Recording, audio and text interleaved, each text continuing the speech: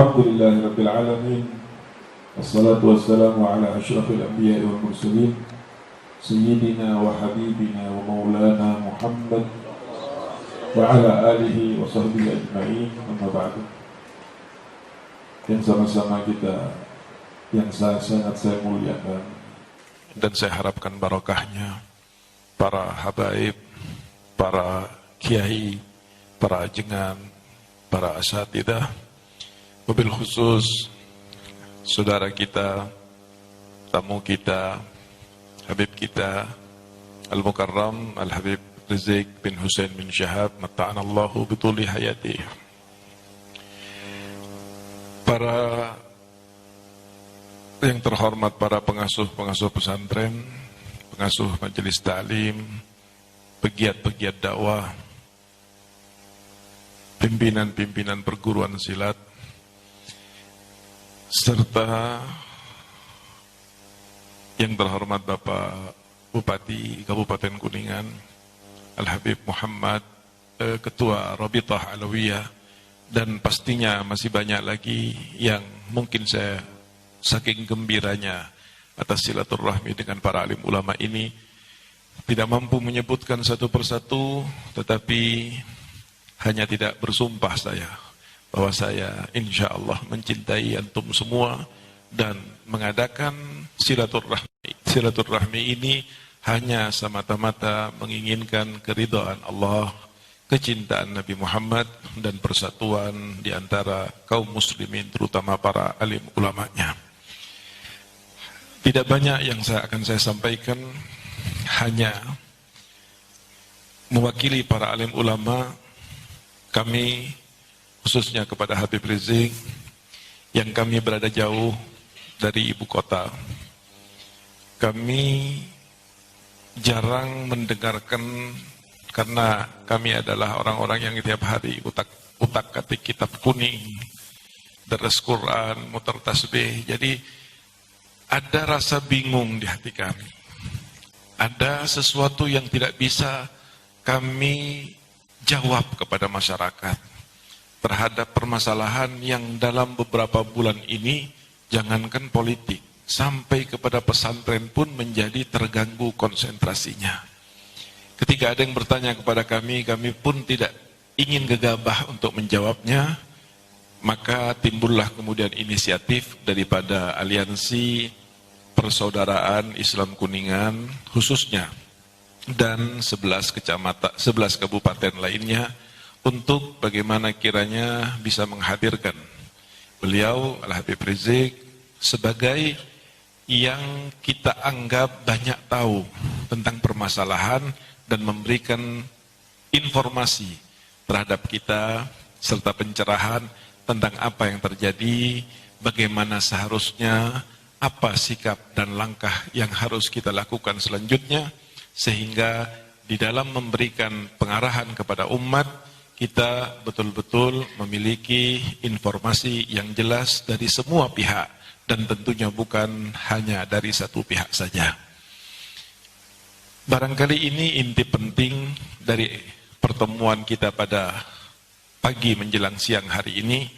Selebihnya kami ingin mendengarkan dengan seksama dari Al-Habib Rizik tentang apa yang ingin disampaikan sesuai apa yang menjadi keresahan kami.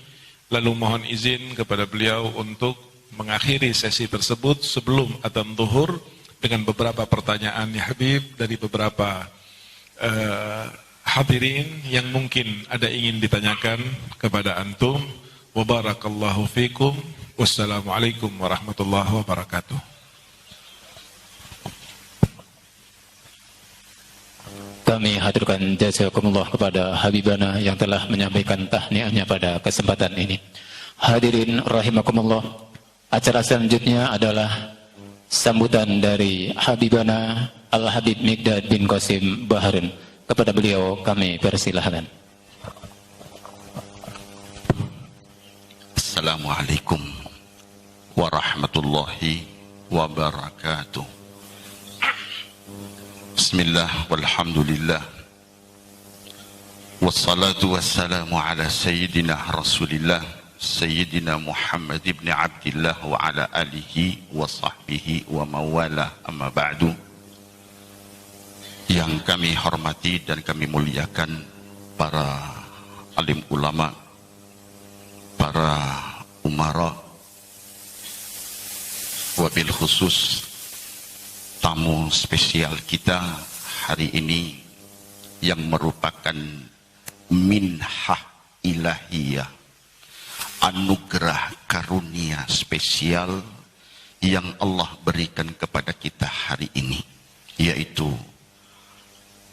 guru kita semua, Habibana Al-Habib Muhammad Rizik bin Hussein bin Syahab, mata'anallah bituli hayatihi, amin. Kami mewakili jamaah semuanya, wabil khusus sahibul bait, mengucapkan selamat datang, ahlan wa sahlan wa marhaban biqudumikum. Lakum bushral ijabati wal qabuli minal maula biwasitatir rasuli. Wasaltum wajtama'tum wattasaltum fakanal waslu faidatul wusuli. Nazaltum fi manazilina fazadat bikum syarafan tadha'afa bin nuzuli. Ala ya marhaban ahlan wa sahlan bikum ya naslataha wal batuli. Famaqdabukum alaina fihi bushra lana walakum bi idrakil qabuli.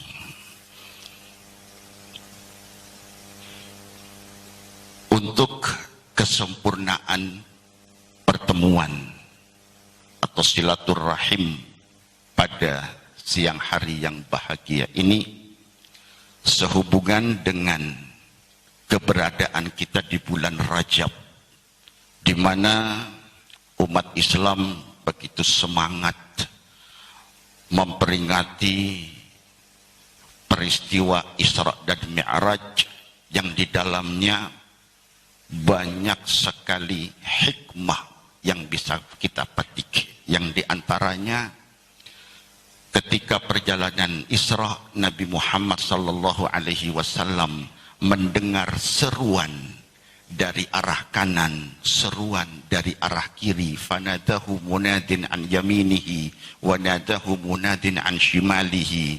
Kemudian ketika ditanyakan oleh Rasul sallallahu alaihi wasallam kepada malaikat Jibril, apa seruan kanan itu? Jibril jelaskan, dzaka nidaul yahud wa dzaka nidaun nasara.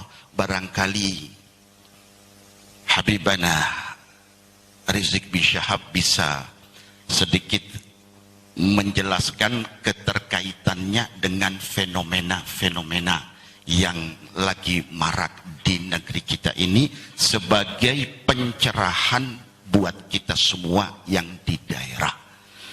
Maka kami sangat-sangat berharap dari beliau khususnya adanya pencerahan. Jangan sampai kita yang di daerah ini ya hanyut dalam ketidakjelasan atau kekaburan yang diakibatkan daripada informasi-informasi yang tidak jelas dari media. Itu saja dari kami. Kita manfaatkan waktu kita yang singkat ini untuk mendapatkan pencerahan dari Habibana Rizik bin Syahab.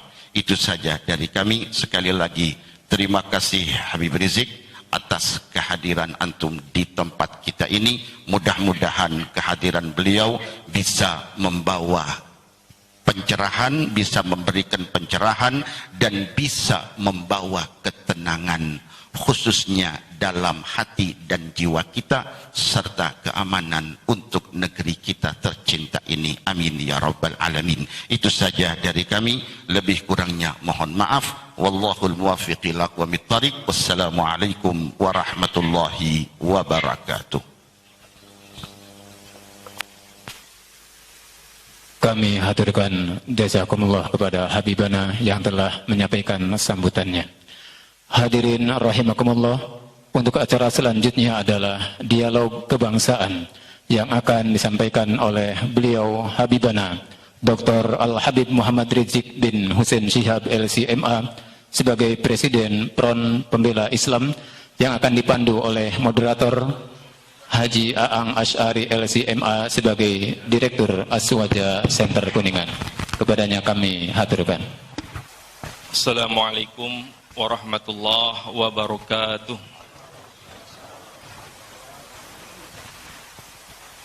Alhamdulillahi wa kafa, wassalatu wassalamu ala sayyidil mustafa wa ala alihi wa sahbihi wa man wafa, amma ba'du. Hadratul habaib wal ulama, sadal hudur, bil khusus guru kita semua Al-Habib Mikdad, Al-Habib Quraisy, dan tamu yang kita nanti-nantikan Al-Habib Rizik Syihab LCMA, kemudian para semua tamu undangan, wabil khusus juga kepada Bapak Bupati, terima kasih telah datang. Sebelum kita masuk ke materi, sedikit akan dibacakan biografi singkat beliau, walaupun ghaniyun an ta'rif, tetapi sebagai ziyadatul fahmi. Beliau adalah Dr. Habib Muhammad Rizik bin Hussein Syihab LCMA DPM SS. Lahir di Jakarta 24 Agustus 1965. Ayah beliau bernama Habib Hussein bin Muhammad Syihab dan ibunya Syarifah Sida Alatas. Secara pendidikan formal beliau S1 di King Saud University, kemudian S2 dan S3 beliau selesaikan di Universitas Antarbangsa Malaysia. Karir beliau pernah menjadi Kepala Madrasah Aliyah Jamiatul Khair Jakarta, Dewan Syariat BPRS At-Taqwa, pimpinan atau pembina sejumlah Majelis Taklim Jabotabek, Presiden Direktur Markaz Syariah, dan Imam Besar Front Pembela Islam. Hadirin rahimakumullah, tema kita pada kesempatan pertemuan yang penuh berkah ini adalah silaturahmi alim ulama dan dialog kebangsaan. Bahwa kita wajib bersyukur Allah anugerahkan kepada bangsa kita modal rohani, modal spiritual, modal sejarah, modal intelektual, modal persatuan dalam kebinekaan yang sudah teruji dan patut dibanggakan. Maka toleransi sebetulnya sesuatu yang sudah selesai pada bangsa ini. Hanya saja dewasa ini kita merasakan ada anomali-anomali, ada ketidaknormalan dalam arus perjalanan bangsa ini. Kriminalisasi, fitnah-fitnah keji yang menjurus kepada pembunuhan karakter tokoh-tokoh Islam. Konflik antar sama anak bangsa yang mengarah kepada disintegrasi begitu mudah untuk disulut. Keadilan hukum tergadai oleh kepentingan politik. Akidah dan ukhuwah tergadai oleh materialistis.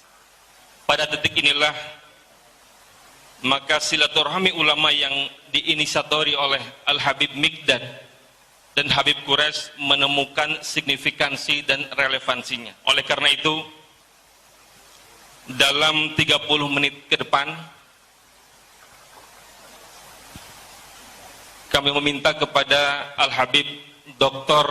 Rizik Syihab untuk memberikan kepada kami wawasan-wawasan kebangsaan, kira-kira apa yang harus kita lakukan sebagai bagian dari bangsa ini. Kepadanya waktu dipersilahkan.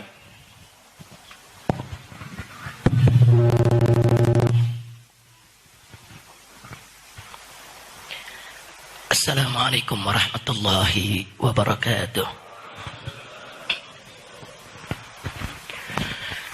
Bismillah walhamdulillah wassalatu wassalamu ala Rasulillah wa ala alihi wa sahbihi wa mawalah.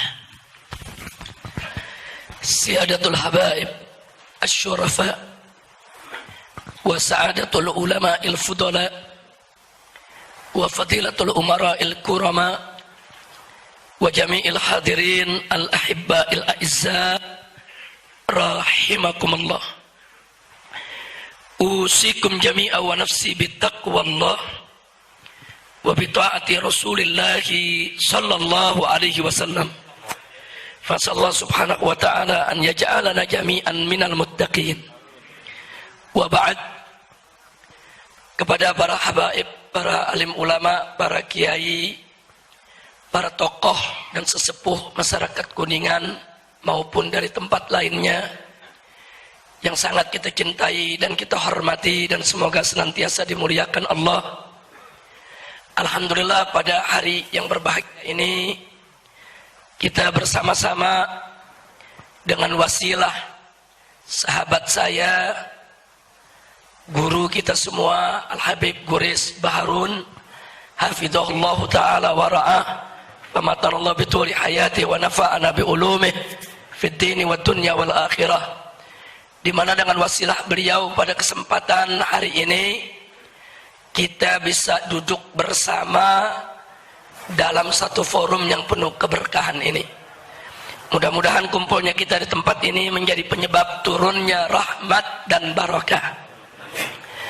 Dan terima kasih kepada Habib Mikdad Baharun hafidhahullah ta'ala wa ra'ah yang baru saja menyampaikan sambutannya.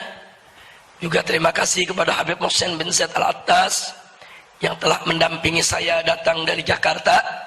Beliau adalah Imam FPI DKI Jakarta. Dan terima kasih kepada seluruh kiai, seluruh ulama yang telah menyempatkan diri untuk hadir pada kesempatan berbahagia ini. Untuk menyingkat waktu, karena waktu kita sangat terbatas, maka sebelum saya menguraikan lebih detail tentang wawasan kebangsaan, perlu saya sampaikan bahwa tema ini menjadi sangat penting melihat situasi kondisi kita saat ini di kita punya negeri. Khususnya saya melihat dan merasakan dalam beberapa dekade terakhir ini betapa ada upaya-upaya yang dilakukan secara sistematis untuk memarginalkan peran ulama, peran kiai, untuk menyingkirkan peran ulama dan kiai di dalam urusan berbangsa dan bernegara, sehingga para ulama dan kiai itu ingin diisolir. Gerak langkah perjuangan mereka hanya seputar pesantren, masjid, majelis taklim, tabligh akbar. Sehingga tanpa punya malu, para tokoh-tokoh nasionalis dalam rangka untuk menyingkirkan peran ulama dan para kiai selalu mengkampanyekan agama harus dipisah dari politik, agama harus dipisah dari negara, agama-agama, negara-negara. Kita tahu prinsip ini merupakan prinsip sekularisme, prinsip al-ilmaniyah. Al-ilmaniyah itu artinya fasluddin anid daulah, yaitu memisahkan urusan agama daripada urusan kenegaraan.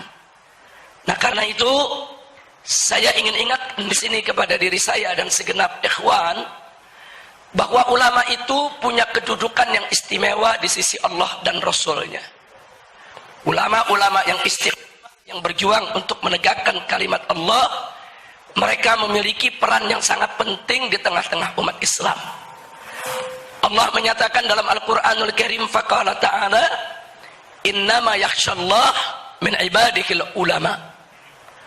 Wa qala ta'ala fi ayatin ukhra yarfa'illahu alladhina amanu minkum walladhina utul ilma darajat. Wa qala nabiyyukum sayyiduna Muhammadun sallallahu alaihi wasallam atau kama qala Nabi sallallahu alaihi wasallam, al ulama warasatul anbiya. Jadi peran ulama ini nggak boleh dipandang remeh. Peran kiai itu nggak boleh diremehkan, dilecehkan, dan nggak boleh kedudukan ulama itu dihina-hina. Dan ini yang saya rasakan dalam beberapa dekade terakhir, penghinaan terhadap ulama itu makin hari makin masif, khususnya di zaman begitu medsos itu menjadi media komunikasi yang sangat merajalela saat ini. Nah, karena itu di sini kalau kita ingin bicara tentang wawasan kebangsaan, kalau kita ingin bicara tentang 4 pilar negara, apakah itu berkaitan dengan NKRI, dengan Pancasila, dengan UUD 45, dengan Bhinneka Tunggal Ika, saya hanya ingin terlebih dahulu mengingatkan, sebelum NKRI lahir, sebelum Pancasila lahir, sebelum UUD 1945 lahir, sebelum Bhinneka Tunggal Ika itu lahir, para ulama, para kiai sudah lebih dulu ada di Republik ini untuk mengusir para penjajah. Itu yang gak boleh kita lupa. Sebelum tentara lahir, sebelum polisi lahir, itu para ulama kita dulu di zaman penjajahan Inggris, Portugis, Spanyol, Belanda, sampai penjajahan Jepang, di siang hari mereka membuka kitab, mengajarkan umat ilmu dan adab. Di malam hari mereka mengajak santri untuk yaitu panggul senjata, melakukan penyerangan kepada pos-pos penjagaan penjajah. Ini terjadi di mana-mana daerah. Jadi ulama kita dulu mereka adalah bukan sekedar mereka pejuang ilmu yang membuka kitab kuning bagi umat, tapi mereka juga panggul senjata melawan para penjajah. Di mana saat itu TNI belum lahir? Di mana saat itu polisi belum lahir? Di mana saat itu negara belum ada? Ini peran yang tidak boleh dilupakan. Bahkan NU Nahdlatul Ulama itu lahir sebelum negeri ini merdeka. Muhammadiyah itu lahir sebelum negara ini merdeka. Sarekat Islam itu lahir sebelum negara ini lahir. Jamiat Khair yang didirikan lebih dulu oleh para habaib itu sudah ada sebelum negara ini ada. Nah, ini yang gak boleh kita lupa.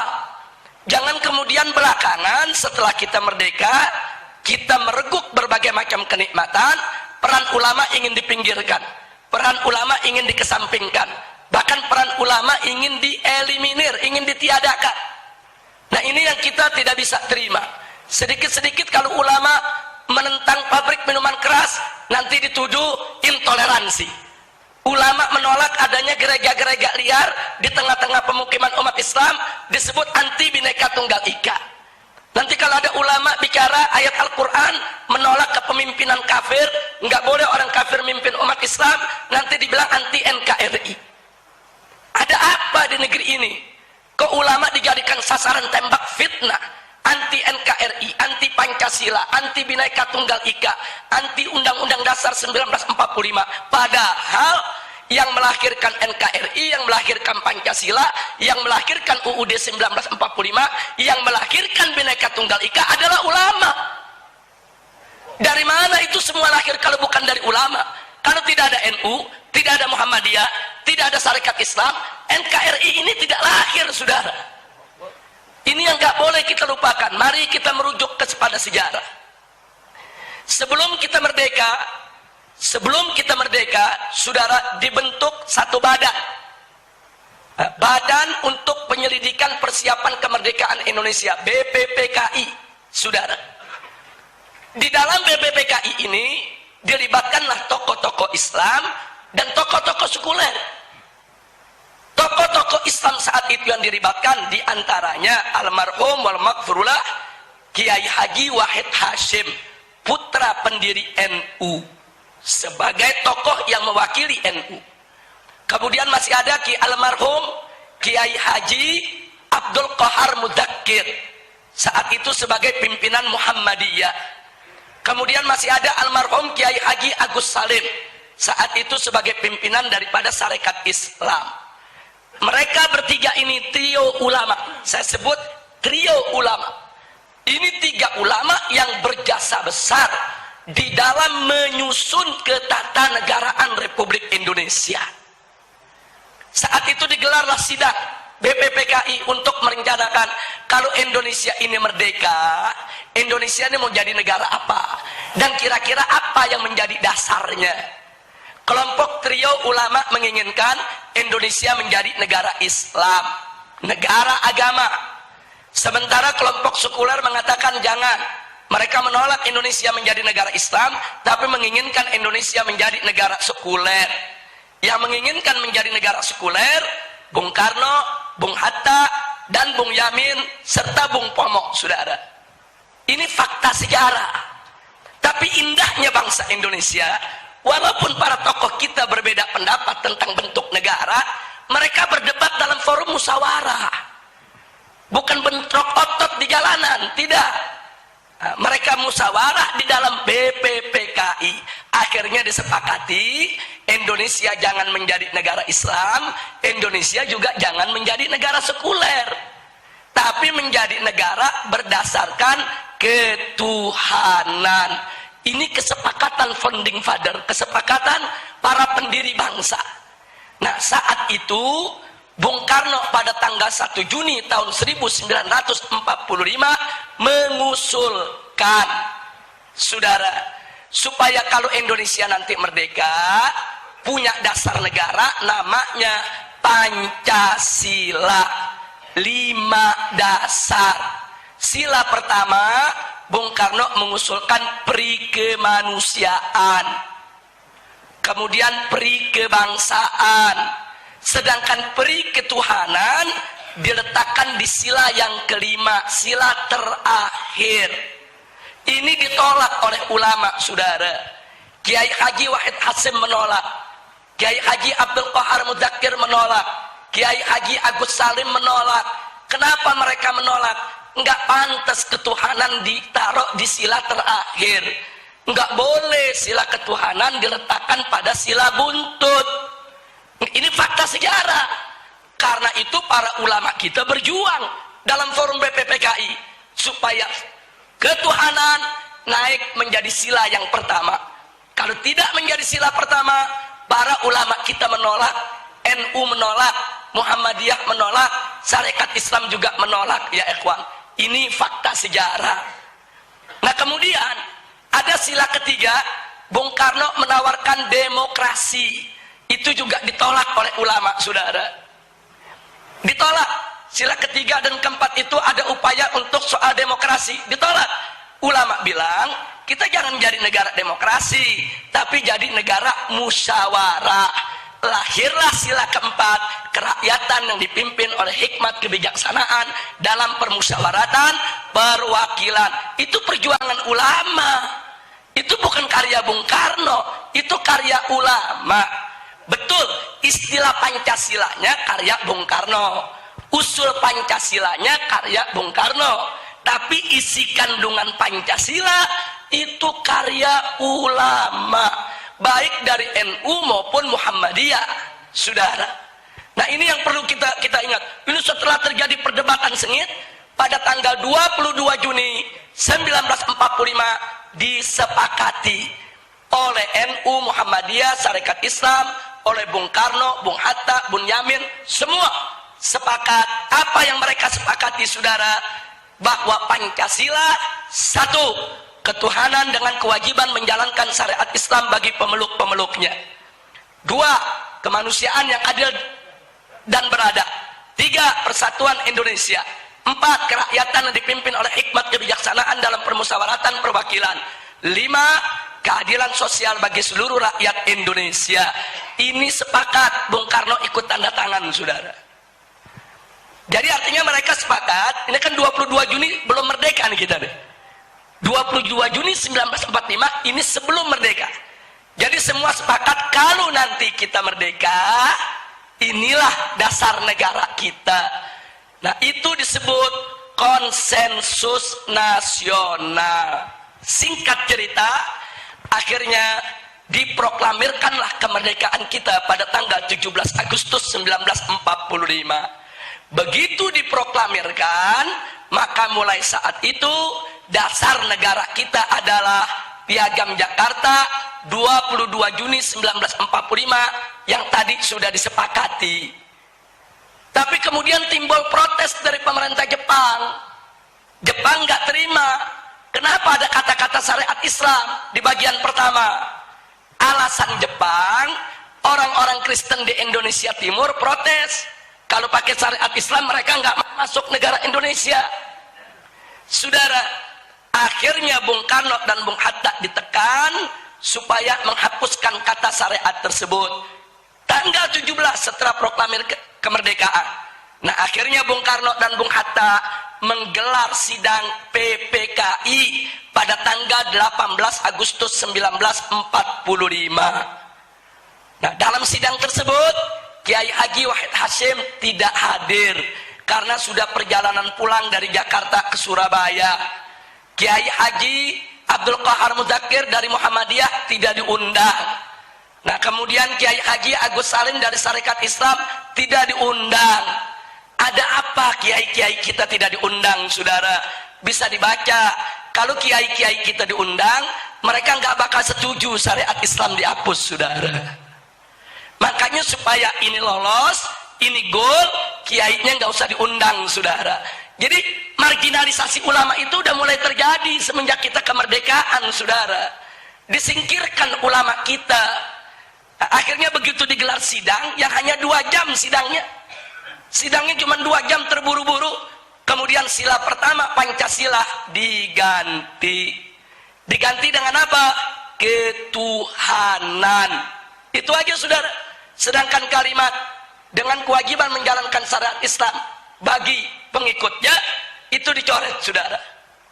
Nah, akhirnya ada beberapa tokoh Islam yang hadir seperti Ki Bagus, saudara, dari Muhammadiyah menolak karena beliau tahu ini ulama NU, ulama Muhammadiyah, ulama Sarekat Islam gak bakal terima ini diganti. Terjadi perdebatan. Nah, akhirnya dapat solusi. Apa solusinya? Ini perjuangan Ki Bagus ini dari Muhammadiyah, saudara. Solusinya ya sudahlah, syariat dihapus nggak apa-apa, tapi tolong diganti dengan Yang Maha Esa. Dan Bung Karno setuju, saudara. Jadilah sila pertama ketuhanan Yang Maha Esa. Nah, kalau saya melihat sejarah ini, saya bersyukur kepada Allah. Loh, kenapa? Wa yamkuruna wa yamkurullah wallahu khairul makirin. Mereka berbuat makar mau hapus syariat, Allah balas makar mereka. Syariat hilang, tauhid yang datang, saudara. Itu kan syariat diganti sama tauhid itu. Syariatnya dihapus, yang masuk apa? Tauhid. Kita nggak rugi, saudara. Itu pertolongan Allah, saudara. Padahal ulama dipinggirin, ulama mau dikhianati, saudara. Tapi Allah jaga. Nah, oleh karenanya sampai hari ini ulama-ulama NU, ulama-ulama Muhammadiyah nggak pernah punya masalah dengan Pancasila, saudara. Nggak ada ulama NU nolak Pancasila, ulama Muhammadiyah nolak Pancasila, para habaib nolak Pancasila. Nggak ada. Loh, kenapa para habaib, ulama, kiai dan ajangan tidak menolak Pancasila? Karena mereka tahu Pancasila adalah ijtihad ulama, karya ulama. Nah, itu yang ingin saya garis bawahi, saudara. Jadi jangan sekali-kali menuduh ulama ini anti Pancasila. Wong mereka yang buat kok, mereka yang rumuskan kok, saudara.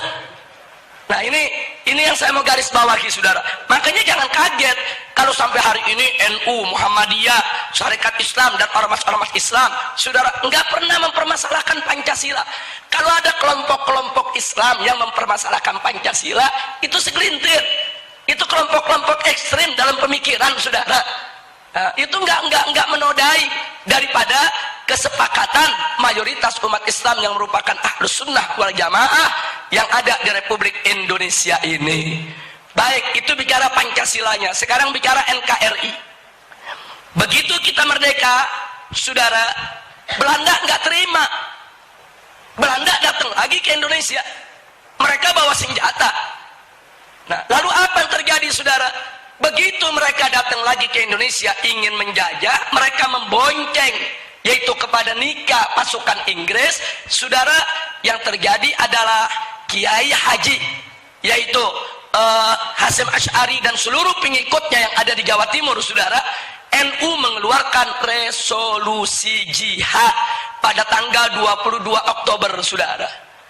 Dengan resolusi jihad itulah Bung Tomo membangkitkan perlawanan arek-arek Surabaya untuk mengusir penjajah Inggris dan Belanda. Kita tahu terjadi pada tanggal 10 November.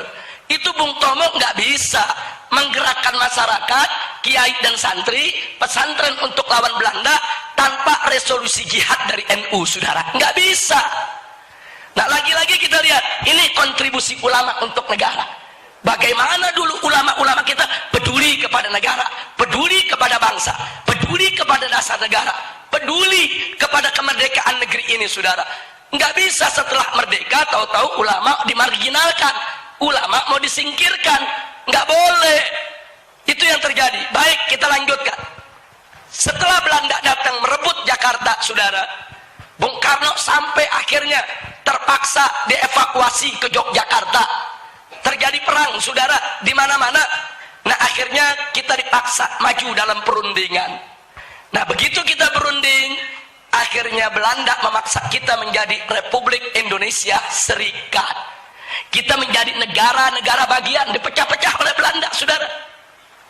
Nah, tapi yang menarik apa? Begitu dipecah oleh Belanda, di dalam parlemen, saudara, ada satu tokoh dari kalangan Muhammadiyah yang namanya Muhammad Nasir, dibantu dengan tokoh-tokoh NU, dibantu dengan tokoh-tokoh Syarikat Islam, mereka mengajukan mosi integral, saudara. Mosi integral ini, mosi tidak percaya kepada pemerintah yang berkuasa dan minta supaya Republik Indonesia Serikat dibubarkan dan menjadi negara kesatuan Republik Indonesia. Begitu dimasukkan dalam parlemen, menang, saudara. Mulai saat itulah Indonesia bernama NKRI sampai hari ini, saudara. Jadi NKRI itu juga jasa ulama, saudara. Sekarang mereka mau teriak-teriakan, kami NKRI, ini para umat Islam anti NKRI. Sejak kapan kalian kenal NKRI? NKRI ini lahir dari rahim ulama, Pancasila lahir dari rahim ulama, UUD 45 lahir dari rahim ulama. Yang mengajarkan Bhinneka Tunggal Ika tentang ketoleransian adalah juga ulama, saudara. Anda tahu, ketika syariat Islam itu dihapus, banyak umat Islam marah, tapi ditenangkan oleh Kiai Haji Wahid Hashim. Apa kata Kiai Haji Wahid Hashim kepada umat Islam bangsa Indonesia? Sudahlah, kita baru 1 hari merdeka, kita jangan ribut-ribut dulu soal dasar negara. Nanti kan kita bisa musyawarah lagi. Kita satukan saja kekuatan kita, karena Belanda pasti balik lagi, Belanda pasti akan datang lagi. Luar biasa bijaknya Kiai Haji Wahid Hashim, saudara, rahimahullahu ta'ala wa ardhah. Coba kalau beliau ikut marah, coba kalau pimpinan Muhammadiyah juga ikut marah, saudara. Coba kalau mereka semua ngamuk, saudara, bisa perang saudara saat itu. Tapi kiai-kiai kita menenangkan, jangan ada yang ribut. Nggak apa-apa ulama dikhianati, nggak apa-apa syariat Islam itu dihapus, nggak apa-apa, jangan ribut dulu, nanti kita musyawarah lagi. Itu bisa kita perdebatkan lagi. Yang penting sekarang bersatu lawan penjajah kalau mereka kembali lagi. Sampai akhirnya Bung Karno malu, Bung Karno minta maaf kepada ulama, dan akhirnya Bung Karno berjanji, baik, kita sekarang berjuang bersama melawan kemungkinan datangnya kembali penjajah Belanda. Nanti kalau situasi politik sudah tenang, kita akan bahas lagi soal dasar negara. Baru tenang, sudah. Dari mana bisa tenang? Karena sikap arif dan bijak para ulama dan para kiai kita. Ini sengaja saya sampaikan biar umat Islam tahu betapa besarnya jasa para ulama, para kiai, khususnya dari kalangan NU, Muhammadiyah, begitu juga Syarikat Islam. Jangan coba-coba mereka dipinggirkan, disingkirkan, dihina-hina, saudara. Enggak boleh, saudara. Bahkan begitu terjadi pemberontakan PKI, yang paling berjasa adalah umat Islam. NU, Banser, Ansor, di mana-mana turun, didukung oleh Masumi, didukung oleh Muhammadiyah, didukung oleh Persis, didukung oleh PUI, rame-rame perang lawan PKI, saudara. Enggak, tentara enggak mampu lawan PKI. Kalau saat itu Banser tidak turun, saat itu Ansor tidak turun, saat itu kiai-kiai NU tidak turun untuk melawan PKI, ini negeri udah digulung menjadi negara komunis, sudah. Enggak boleh kita lupa, itu jasa ulama, saudara. Jadi ulama kita ini selama ini selalu peduli, selalu mau tahu, selalu berkorban, dan mereka enggak mengharapkan jabatan, enggak. Ulama-ulama kita, saudara, enggak. Mereka berjuang enggak lagi ke pondok pesantren. Setelah perang lawan PKI mereka balik lagi ke pondok pesantren. Ini yang terjadi, saudara. Jadi kalau saat ini ulama-ulama mulai turun lagi menyuarakan kebenaran, ya memang begitulah daripada perjuangan ulama kita selama ini. Mereka tidak rela kalau Indonesia yang merupakan warisan para ulama ini ingin diselewengkan. Nah, ini yang saya mau ingatkan kepada semua. Baik, karena itu sekali lagi saya sampaikan, sama sekali ulama-ulama kita tidak ada yang anti NKRI, anti Pancasila, anti daripada UUD 45, anti Bhinneka Tunggal Ika. Yang ulama anti justru kalau Pancasila disalahgunakan, saudara. Mari kita lihat di era Orde Lama, Pancasila, saudara, disalahgunakan, dijadikan alat politik untuk melindungi politik Nasakom, nasional agama komunis. Akhirnya komunis diizinkan untuk hidup di Indonesia, bahkan dibiarkan untuk berkembang. Padahal, saudara, Pancasila kita ketuhanan yang Maha Esa, kok komunis bisa diizinkan? Ini problem. Akhirnya Pancasila dijadikan alat politik untuk melindungi PKI. Kemudian masuk zaman Orde Baru, saudara. Begitu masuk zaman Orde Baru, rezim Orde Baru saat itu banyak kental warna kejawen, saudara. Akhirnya banyak memistikkan segala sesuatu. Nah, akibatnya apa? Pancasila dimitoskan. Sampai-sampai melalui TAP MPR keluarlah pengakuan terhadap aliran kepercayaan. Lagi-lagi Pancasila dijadikan alat politik untuk melindungi aliran kepercayaan. Nah, kemudian kita masuk era reformasi. Era reformasi ini era liberal, saudara. Nah, karena rezimnya yang memimpin berpaham liberal, akhirnya Pancasila seenaknya mereka tafsirkan. Pancasila digunakan sebagai alat politik untuk melindungi aliran sesat, untuk melindungi Ahmadiyah, untuk melindungi berbagai macam kemungkaran, untuk melokalisasi pelacuran, untuk melegalisasi minuman keras. Saudara, ini yang jadi persoalan. Bahkan untuk membenarkan orang kafir mimpin umat Islam. Ini berbahaya.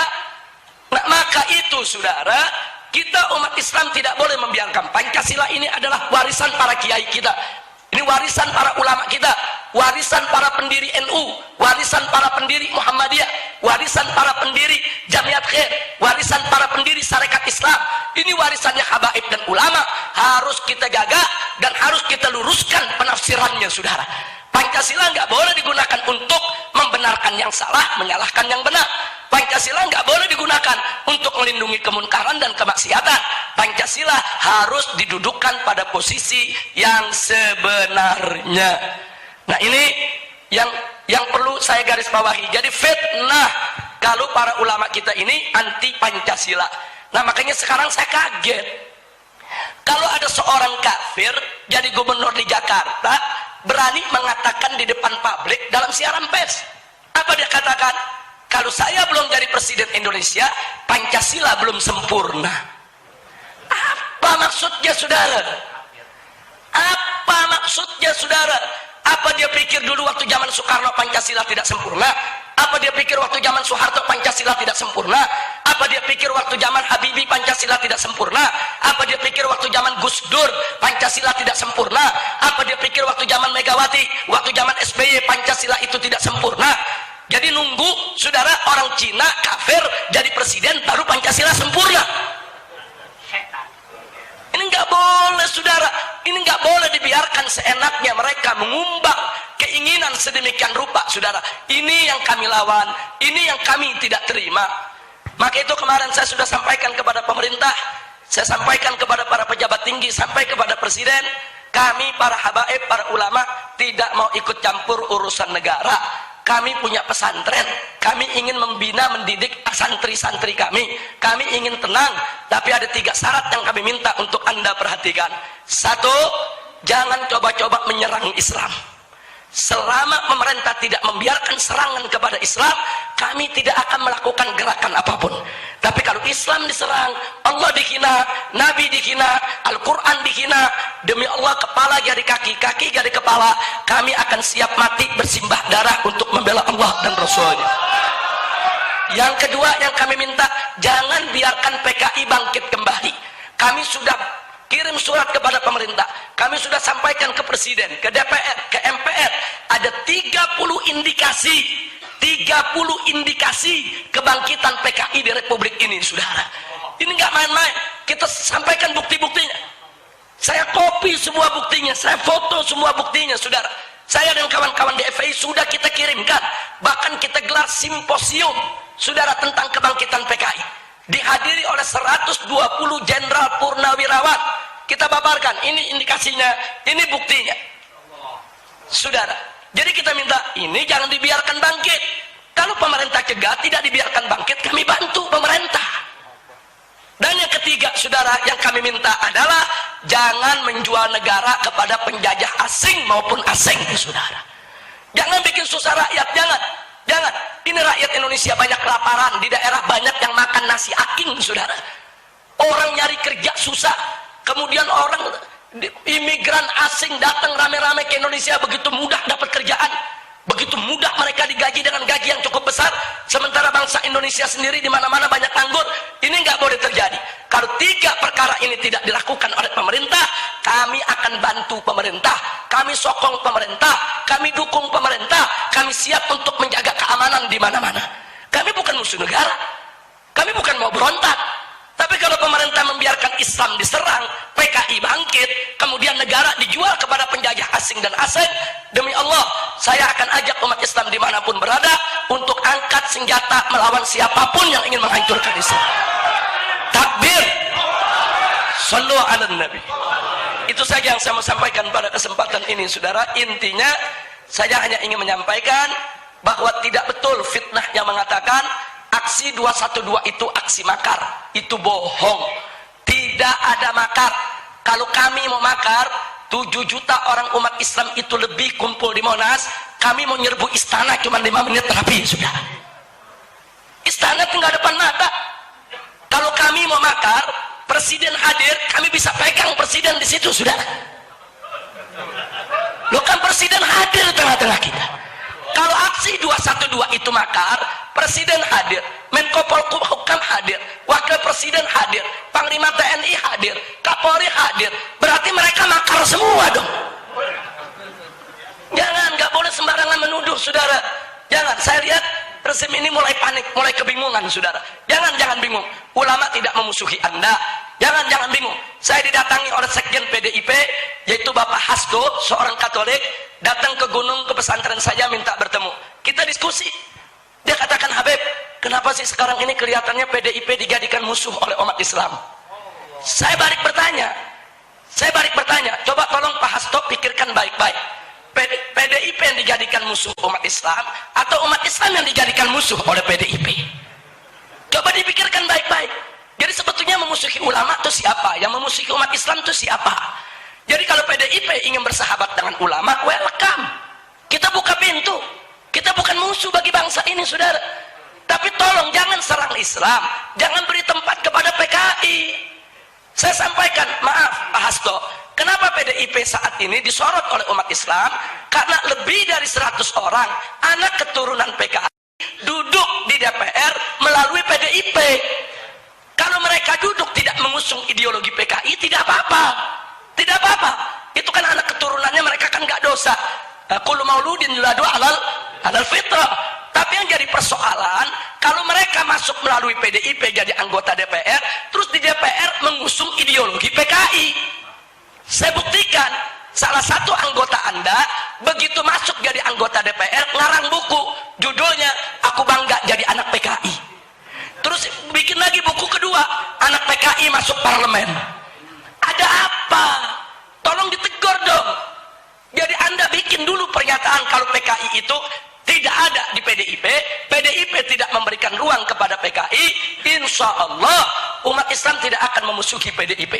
Seminggu setelah pertemuan, saudara, Ibu Megawati Soekarno Putri dan Pak Hasto selaku Sekjen membuat surat resmi pengumuman ke seluruh Indonesia bahwa PDIP tetap setia kepada Pancasila NKRI dan PDIP bukan komunis. PDIP tidak memberikan tempat kepada PKI.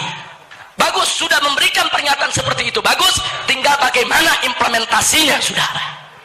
Nah, jadi ini sekedar, kalau saya mau bicara terlalu panjang sekali, saudara, tentu waktu tidak cukup. Banyak sekali informasi yang sebetulnya saya ingin sampaikan di sini, tapi terus terang, kami bukan musuh partai, kami bukan musuh negara. kami bukan musuh Pak Jokowi, kami bukan musuh Panglima TNI, kami bukan musuh Kapolri. Tidak, kami bukan musuh TNI maupun Polri, tapi kami musuh PKI, kami musuh penjajahan, dan kami musuh bagi penista agama ataupun penghina Al-Quran. Nah, ini yang perlu saya sampaikan. Nah, ala kulli hal, sebelum saya akhiri, saya kembalikan kepada moderator. Dalam kesempatan ini saya hanya ingin mengingatkan bahwa aksi 212 itu merupakan keberkahan dari Allah Subhanahu wa taala. Itu semata-mata merupakan pertolongan Allah Subhanahu wa taala. Kiai yang manapun, habib yang manapun, ormas yang manapun, parpol yang manapun, pejabat yang manapun, pengusaha kaya sekaya apapun tidak akan pernah mampu untuk mengumpulkan umat Islam hampir 8 juta orang untuk tujuan yang sama, membela Allah dan Rasulnya. Kenapa mereka semua kumpul sedemikian rupa? Saudara, Allah yang allafa baina qulubihim. Allah, saudara, yang menyatukan hati mereka. Mereka datang, dan saat mereka datang mereka enggak nanya, Anda NU, Anda FPI, Anda Muhammadiyah? Enggak. Yang mereka katakan, Anda Muslim, saya Muslim. Kita datang untuk bela Islam. Betul-betul suasana persatuan luar biasa. Nah, tolong, minhah ilahiyah semacam ini wajib kita syukuri. Jangan setelah Allah berikan kepada kita nikmat persatuan, kemudian kita gontok-gontokan lagi di berbagai daerah hanya gara-gara persoalan khilafiyah, saudara. Musuh NU bukan Muhammadiyah, musuh Muhammadiyah bukan NU, musuh Habaib bukan Al-Irsyad, musuh Al-Irsyad bukan Rabita. Bukan, saudara. Musuh kita jelas. Ada kelompok liberal yang ingin menghalalkan yang haram, mengharamkan yang halal, yang ingin mengobok-obok tafsir Al-Quran dan pentakbiran hadis-hadis Nabi kita, saudara. Kelompok liberal ini masuk ke ormas-ormas Islam, ingin mengadu domba kita semua, saudara. Itu musuh kita yang nyata. Iblis dan setan serta pasukannya adalah musuh kita yang nyata. Karena itu saya minta kepada umat Islam, yuk kita bersatu. Walaupun kita berbeda-beda cara, nggak apa-apa, saudara. Enggak mesti ada perbedaan di antara kita, harus ada. Ada yang majelis zikir, ada yang marhabanan, ada yang bikin pondok pesantren, ada yang buka kitab, ada yang dakwah, ada yang amar ma'ruf, ada yang nahi munkar, ada yang berjihad, saudara. Kita bagi-bagi tugas. Yang penting syaratnya satu, jangan langgar syariat Islam. Siapa berdakwah nggak langgar syariat, dia benar fitrigin Nabi sallallahu alaihi wasallam. Siapa yang amar ma'ruf nahi munkar tanpa langgar syariat, dia ikut thariqatun Nabi sallallahu alaihi wasallam. Dan siapa yang berjihad tanpa langgar syariat Nabi, dia fitrigatun Nabi sallallahu alaihi wasallam. Nah, maka itu intinya, jangan kita langgar syariat. Saya pikir itu saja. Nanti sisanya lewat tanya jawab, dialog, mungkin akan berkembang masalah apa yang Anda ingin tahu tentang perkembangan terakhir di Jakarta. Insya Allah saya akan berusaha untuk menjawabnya semampu saya. Terima kasih. Wassalamualaikum warahmatullahi wabarakatuh. Waalaikumsalam. Barakallahu fikum. Hadirin rahimakumullah, paling tidak ada 3 poin yang bisa saya simpulkan pada kesempatan ini. Yang pertama adalah bahwa ada upaya sistematis untuk meminggirkan peran ulama, peran para kiai, peran para habaib, padahal beliau-beliaulah yang melahirkan negara kesatuan Republik Indonesia ini. Kemudian yang kedua, bahwa poin-poin Pancasila, konsep NKRI adalah rumusan dan hasil ijtihad para ulama. Ini mengkonfirmasi bahwa gerakan-gerakan keislaman yang ada di negara kita ini tidak dalam konteks anti NKRI, tidak dalam konteks anti kebinekaan. Kemudian yang terakhir, bahwa sekarang adalah saatnya para ulama, para umat Islam harus kembali turun meluruskan dan mengawal negara kesatuan Republik Indonesia. Masuk kepada sesi dialog, kami persilahkan untuk sesi pertama kepada 3 penanya. Kami mohon bantuan kepada Ustadz Daman untuk siapa saja yang berhak bertanya. Silahkan. Assalamualaikum warahmatullahi wabarakatuh. Tanpa mengurangi rasa hormat, saya langsung saja kepada pertanyaan. Al-Mukarram, Habib Rizik, dan para habaib yang kami muliakan. Pertanyaan kami, bagaimana mensinergikan peran ulama dan umaro untuk membentuk bi'ah Islamiyah atau keluarga Islami menuju badah thayyibah? Itu barangkali pertanyaan kami. Assalamualaikum warahmatullahi wabarakatuh. Terima kasih. Penanya kedua dipersilahkan. Assalamualaikum warahmatullahi ta'ala wabarakatuh. Waalaikumsalam warahmatullahi wabarakatuh. Al-Mukarram para habaib, wabil khusus Habibana Rizik Syihab LC MMA. Saya dari nama Yusuf. Kami dari rombongan Tasik. Alhamdulillah kami alumni 212. Ada satu pertanyaan.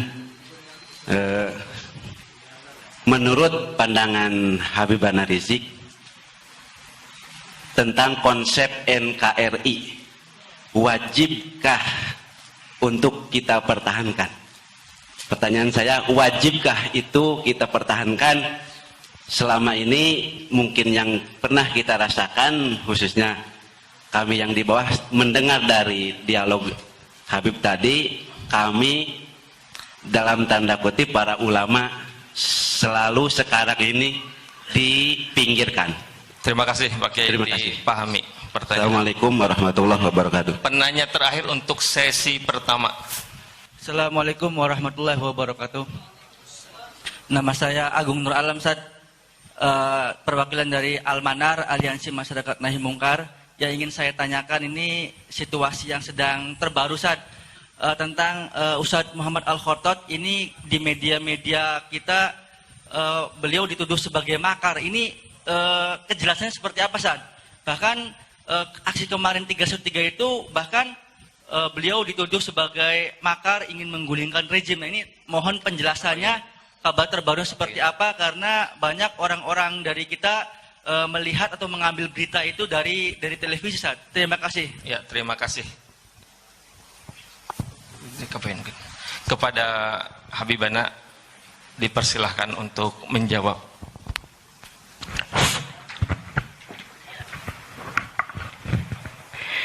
Terima kasih kepada tiga penanya yang Masya Allah luar biasa. Pertanyaannya singkat, padat, ringkas, jelas, bagus karena fokus. Kita mulai dari pertanyaan yang pertama. Bagaimana mensinergikan peran ulama dan umaro?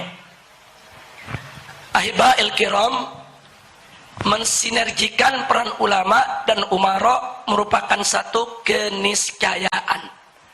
Sesuatu yang tidak boleh tidak, harus selalu kita upayakan. Nah, karenanya para ulama wajib untuk tetap pada posisinya sebagai ulama yang memberikan masukan-masukan yang baik, nasihat-nasihat yang bagus, dan peringatan-peringatan saat diperlukan kepada umaro. Jangan kalau umaro salah dibiarkan. Nah, begitu juga sebaliknya, para umaro menjalankan perannya sesuai dengan posisinya, yaitu membangun negeri, menjaga persatuan, jangan memecah belah umat, memperhatikan rakyat. Kalau masing-masing menjalankan yaitu tugas dan perannya, saya yakin niscaya ulama dan umaro akan sinergi. Karena manakala umaro itu sudah melaksanakan tugasnya dengan baik, sebagaimana amanat agama maupun amanat perundang-undangan, tidak ada alasan bagi ulama untuk menolak umaro. Nggak ada alasan lagi bagi ulama untuk mengkritisi umaro. Justru kewajiban ulama untuk mendukung umaro. Tapi kalau ulamanya membiarkan umaronya ini berbuat kemungkaran, kemaksiatan, melakukan pelanggaran, kesalahan, saudara, ini berbahaya sekali. Nah, karena itu bagaimana mensinergikan ulama dan umaro? Maka yang pertama adalah masing-masing dari ulama dan umaro wajib untuk menjalankan tugasnya sebagaimana amanat agama maupun amanat perundang-undangan kita. Nah, itu yang pertama. Nah, yang kedua perlu kita ketahui juga bahwa para umaro di dalam mengambil satu keputusan, mengambil satu kebijakan, jangan lupa untuk bertanya kepada ulama. Jangan mentang-mentang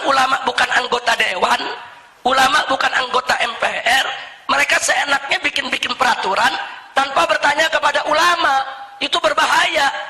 Nah, kalau mereka nanti membuat satu aturan yang bertentangan dengan agama, kalau mereka membuat satu aturan untuk melegalkan minuman keras, kalau mereka membuat satu aturan untuk melegalkan perjudian, nah ini berbahaya. Memang ulama bukan anggota dewan, ulama bukan menteri, ulama bukan masuk sistem, tapi jadikanlah ulama sebagai tempat rujukan. Tanya, minimal kalau nggak mau tanya kepada ulama-ulama secara person, tanyalah kepada MUI yang memang sudah dibangun oleh pemerintah sebagai penasehat negara. Ini yang terjadi, kadang-kadang MUI sudah keluarkan fatwa, justru dilawan oleh negara. Ini problem buat kita. Ini jadi persoalan serius buat kita, sehingga ulama nggak dihargai. Nah, giliran lagi ada sesuatu yang mendesak, datang ke ulama minta fatwa. Nah, tapi giliran mereka ingin menggolkan syahwat mereka, mereka kesampingkan itu fatwa ulama. Nah, ini yang terjadi di negeri kita. Kalau ini terus-menerus dibiarkan, bagaimana bisa sinergi ulama dengan umaro? Nah, jadi mestinya ulama itu, di sini kan ada, katakan ada MUI, katakanlah yang besar ada NU, ada Muhammadiyah, diajak bicara. NU-nya dipanggil, Muhammadiyahnya dipanggil, MUI-nya dipanggil, sebelum menelurkan satu perundang-undangan. Jangan sampai ada undang-undang diketok palu, mesti dijalankan, bertentangan dengan syariat, diprotes oleh semua ulama. Ini akan menimbulkan kehebohan nasional. Saya pikir itu 2 poin yang paling penting, walaupun di sana masih banyak cara-cara lain yang harus ditempuh, tapi 2 poin itu yang paling inti. Bagaimana mensinergikan ulama dan umaro. Saya yakin kalau fatwa para ulama kita dijadikan rujukan oleh umaro, insya Allah ulama akan makin hormat umaro. Ulama akan makin hormat umaro. Ulama akan makin membantu umaro, yaitu untuk bagaimana menjaga kedamaian dan mensukseskan pembangunan yang ada, insya Allah. Baik, pertanyaan yang kedua, wajibkah kita pertahankan NKRI? Saudara, NKRI dalam pengertian negara kesatuan, di mana kita bersatu, kita bersaudara dalam satu bentuk negara untuk menciptakan keamanan bagi bangsa Indonesia, hukumnya wajib, nggak boleh kita khianati. Nah, sekarang kalau kita mau khianati, kita mau bentuk negara apa? PR problem kita bukan pada NKRI-nya, problem kita adalah pada soal bagaimana mengisi NKRI. Kalau NKRI ini diisi dengan syariat Islam, diisi dengan iman, diisi dengan takwa, NKRI menjadi baldah thayyibah. Tapi kalau NKRI ini diisi dengan korupsi, diisi dengan undang-undang maksiat, diisi dengan kemunkaran, ya NKRI ini akan menjadi negara yang jelek. Jadi persoalannya bukan pada nama, persoalannya bukan pada NKRI-nya, persoalannya adalah pada mereka yang menjalankan roda pemerintahan ini. Apakah mereka ingin menjadikan Indonesia sebagai baldah thayyibah atau sebaliknya? Nah, karena itu bagi saya, sebagaimana saya katakan tadi, di tataran gerakan Islam, kami udah nggak ada masalah dengan istilah NKRI, Pancasila, UUD 45, kemudian begitu juga dengan Bhinneka Tunggal Ika. Enggak, kami udah nggak mau berdebat soal itu. Itu udah selesai. Sekarang bukan itu masalahnya. Masalahnya adalah bagaimana Pancasila tidak diselewengkan. Bagaimana ketuhanan yang Maha Esa. Berarti negara ini harus menjunjung tinggi nilai-nilai ketuhanan yang Maha Esa. Berarti segala pemahaman yang bertentangan dengan nilai luhur ketuhanan yang Maha Esa nggak boleh diizinkan di negeri ini. Seperti pemahaman liberal, pemahaman sekuler, pemahaman pluralisme, pemahaman komunisme, leninisme, marxisme, itu bertentangan dengan ketuhanan yang Maha Esa. Begitu juga segala perbuatan yang bertentangan dengan nilai-nilai luhur ketuhanan yang Maha Esa nggak boleh dilegalkan di negeri kita, seperti pelacuran, seperti persinahan, seperti korupsi, seperti minuman keras, narkoba, dan lain sebagainya. Kita sudah sepakat ketuhanan yang Maha Esa adalah dasar daripada negara kita, kemanusiaan yang adil dan beradab. Berarti segala perbuatan yang tidak adil, perbuatan yang tidak beradab, nggak boleh dibiarkan di Republik ini terjadi, saudara. Harus betul-betul ditegakkan keadilan bagi rakyat Indonesia. Yang ketiga, persatuan Indonesia. Kita nggak ada masalah, memang kita wajib bersatu kok. Bersatu dalam iman, bersatu dalam ihsan, bersatu di dalam menegakkan kalimat Allah di Republik ini. Kemudian yang keempat, kerakyatan yang dipimpin oleh hikmat kebijaksanaan dalam permusyawaratan perwakilan, permusyawaratan ajaran Islam. Wasawirhum fil amri wa amruhum syura bainahum. Enggak ada masalah. Itu Kemudian yang kelima, keadilan sosial bagi seluruh rakyat Indonesia. Oh iya, rakyat Indonesia nggak boleh dibiarkan melarat, miskin, kelaparan. Saudara, mereka betul-betul keadilan sosialnya harus mereka rasakan. Maka itu saya katakan sekali lagi, Pancasila, NKRI, Bhinneka Tunggal Ika, UUD 45 sudah finish, sudah selesai. Kita nggak usah berdebat lagi. Yang penting bagaimana kita menerjemahkannya jangan melanggar syariat Islam. Bagaimana kita menafsirkannya jangan melanggar daripada akidah yang kita punya. Bagaimana kita mengimplementasikannya betul-betul sejalan dengan ajaran Nabi Muhammad sallallahu alaihi wasallam. Kemudian yang ketiga, bagaimana dengan kasus Kiai Khattab? Kasus Kiai Khattab ini termasuk salah satu kasus lanjutan daripada kriminalisasi ulama. Saudara, Kiai Khattab ini ditangkap di malam sebelum digelar besoknya, yaitu aksi 313. Nah, kenapa ditangkap? Supaya aksi 313 digagalkan, dibatalkan. Loh, kenapa saya bisa mengatakan begitu? Ini bukti di lapangan. Begitu Kiai Khattab ditangkap, saudara, saya minta kepada teman-teman untuk tetap hadir di Istiqlal. Bahkan saya punya menantu paling ujung, Habib Muhammad bin Hussein Al-Atas, saya minta kau pergi, kau duduk di depan, deketi itu para tokoh Islam, jangan gentar dengan penangkapan Kiai Khattab, enggak boleh dibatalkan oleh siapapun. Akhirnya Habib Muhammad ini bicara dengan beberapa ustadz, termasuk bicara dengan Pak Amin Rais dan lain sebagainya. Nah, ada yang menarik, begitu selesai sholat Jumat, pihak Masjid Istiqlal lewat sound system mengumumkan, saudara, bahwa acara dibatalkan. Ini kan sabotase.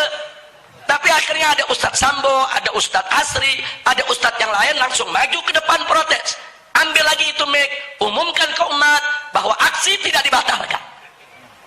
Nah, jadi artinya memang penangkapan Kiai Khattab itu untuk membatalkan aksi, saudara. Tapi kiai-kiai kita nggak mundur, aksi tetap jalan kok. Nah, kemudian sampai hari ini tidak ada satu bukti pun Kiai Khattab itu melakukan makar. Kiai Khattab ini sudah 3 kali yaitu menggelar aksi bela Islam. Aksi bela Islam 112 di Masjid Istiqlal itu FUI yang menggelar. Aksi 212 jilid 2 depan DPR itu FUI yang menggelar. Dan aksi 313 kemarin depan istana juga FUI yang menggelar. Tidak ada unsur makar. Nah, maka itu kalau Anda tanyakan kenapa ditangkap, ini bagian daripada kriminalisasi ulama. Nah, langkah apa yang kami lakukan? Kami sudah bentuk tim pengacara. Nah, ada ratusan pengacara yang bergabung sedang melakukan upaya-upaya hukum, dan dari beberapa ustadz juga rombongan sudah menghadap ke pimpinan DPR dan MPR untuk melaporkan persoalan tersebut, dan lobby-lobby terus kita lakukan agar Kiai Khattab ini bisa segera dilepaskan. Termasuk Kiai Haji Muhammad Arifin Ilham pun sudah bicara langsung dengan Bapak Kapolri, sudah dialog langsung dengan Bapak Kapolri agar Kiai Khattab untuk segera dilepaskan. Nah, kita lihat saat itu Pak Kapolri menjanjikan ya ini masih proses, mudah-mudahan selesai proses ini bisa dikeluarkan. Kita lihat ke depan. Tapi satu hal yang perlu kita catat, Kiai Khattab dari dalam penjara memberikan amanat. Beliau tidak minta dibebaskan. Beliau hanya mengatakan, 1, umat Islam tetap bersatu, 2, umat Islam tetap turun untuk menegakkan keadilan, dan yang ketiga, umat Islam tetap fokus, Jakarta harus direbut oleh umat Islam. Nah, itu saja yang bisa saya sampaikan. Terima kasih. Terima kasih. Mohon izin kepada panitia, apakah bisa dilanjut ke sesi kedua? Mengingat waktu. Cukup. Habib Gures yang berdoa rumah. Nah, Dep kalau mayit. Di belakang itu ada yang pengacung duluan tapi nggak diakomodir pertanyaan. Ya. Yang belakang. Oke, satu lagi kepada Ustadz Daman, tadi katanya ada yang ngacung, tolong dikasih mic-nya. Assalamualaikum warahmatullahi wabarakatuh. Allahu Akbar. Sallu ala Muhammad. Terima kasih. Baru kali ini saya bisa hadir dalam forum seperti ini bersama Habibana. Semoga pertemuan macam kayak gini ini berlanjut di kemudian hari, amin. Terima kasih atas waktu yang diberikan oleh moderator.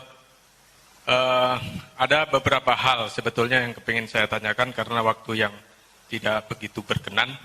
ada satu hal yang saya rasa penting saya tanyakan kepada Habibana, yaitu tentang beredarnya berita-berita di medsos dan bahkan ya secara fakta di lingkungan kita suka sering beredar bahwasanya Habibana ini sering dibentur-benturkan dengan NU. Padahal ketika melihat klarifikasi tadi, pembicaraan tadi, sudah jelas bahwa Habibana sangat-sangat mengapresiasi terhadap NU, Muhammadiyah, dan organisasi-organisasi lainnya. Semoga aja ini tidak menjadi kenyataan bahwa apa yang terjadi di medsos itu benar-benar ini upaya untuk meminggirkan ulama.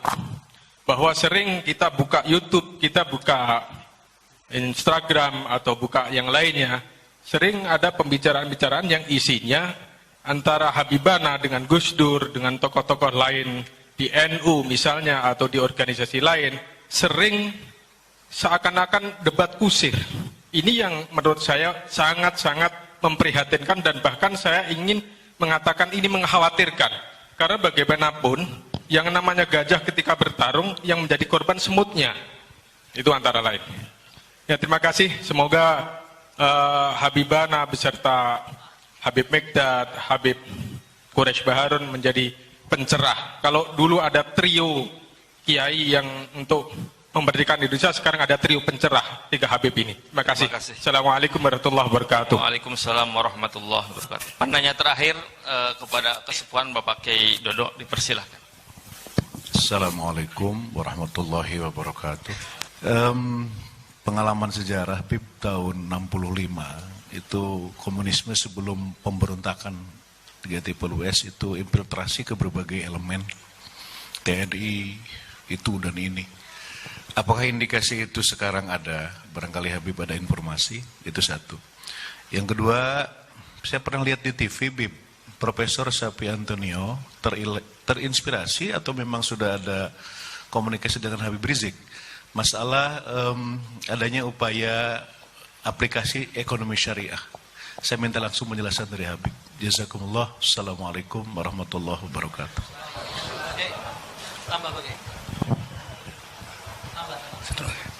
Assalamualaikum warahmatullahi wabarakatuh. Nama saya Abdullah Donun, pengasuh pesantren Al-Mutawalli.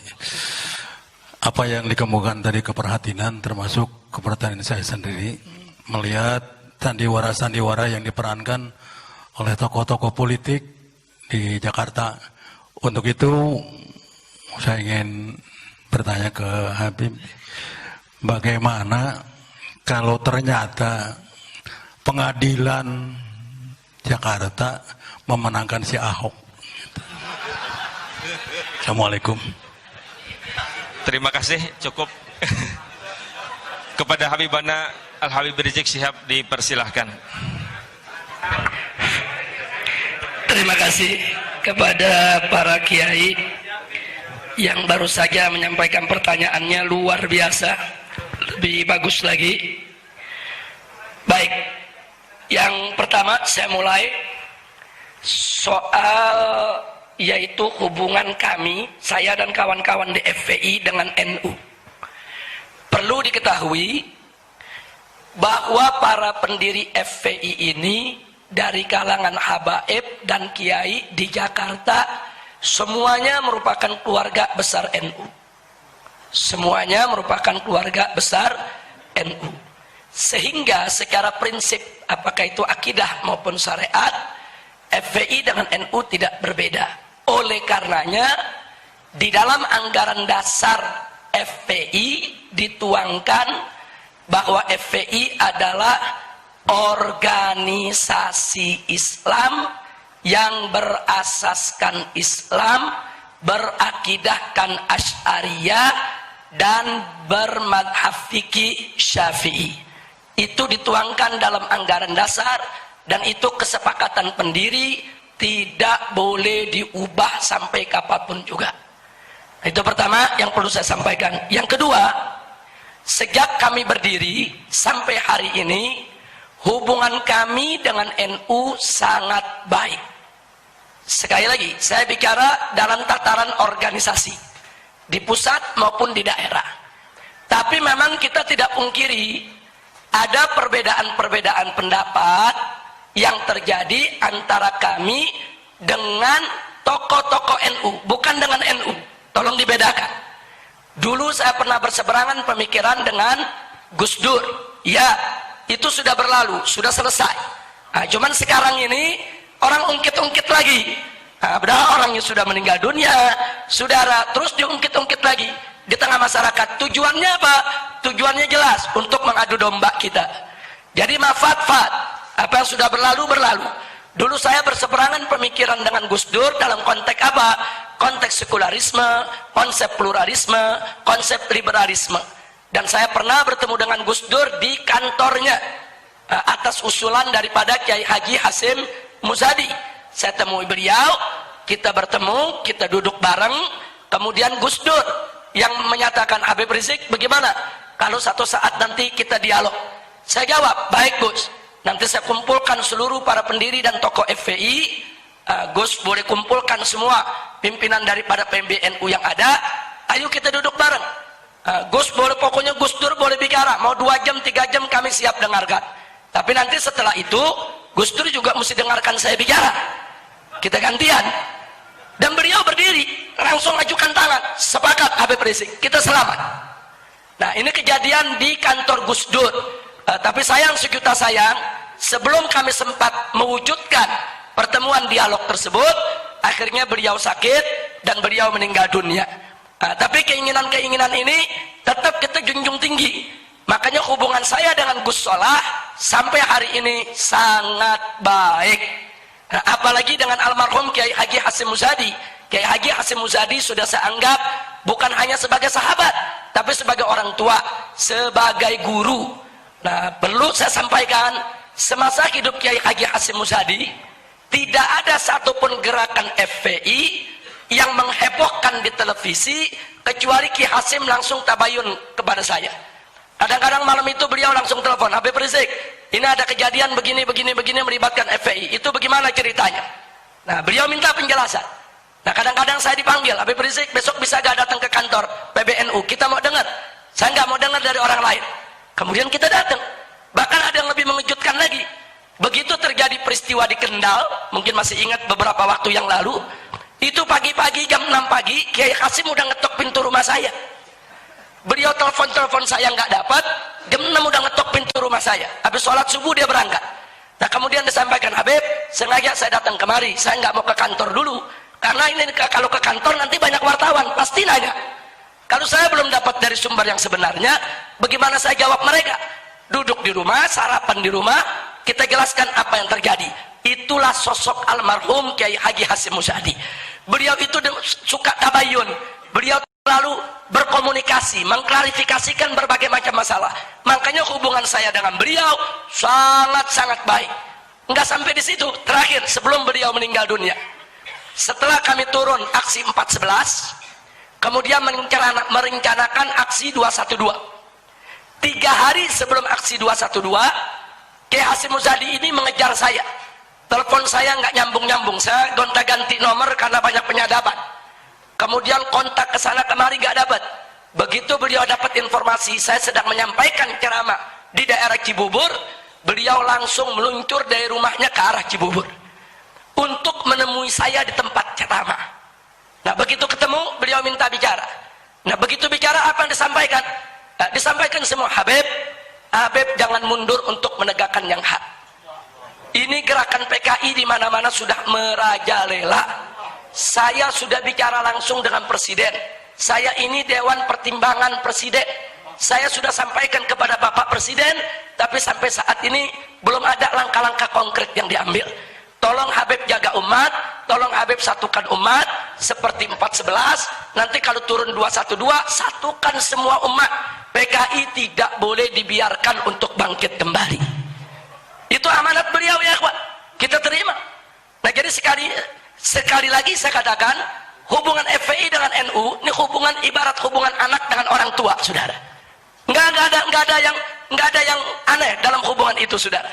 Tapi Kalau oknum tokoh NU berseberangan pemikiran dengan kami, ya, saya tidak sepemikiran dengan Gus Dur, ya, saya tidak sepemikiran dengan Said Agil Siraj, ya, saya tidak sepemikiran dengan Masdar F. Masudi, ya, saya tidak sepemikiran dengan Gus Mus, ya, tapi saya sejalan dengan Kiai Haji Hasyim Muzadi, saya sejalan dengan Kiai Haji Ma'ruf Amin. Bahkan Kiai Haji Ma'ruf Amin manggil saya ke MUI.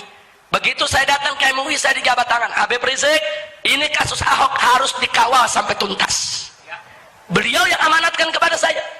Nah, beliau selain ketua umum MUI, beliau juga Rais Am Nahdlatul Ulama. Saudara, jadi siapa bilang kami punya permusuhan dengan NU? Tidak.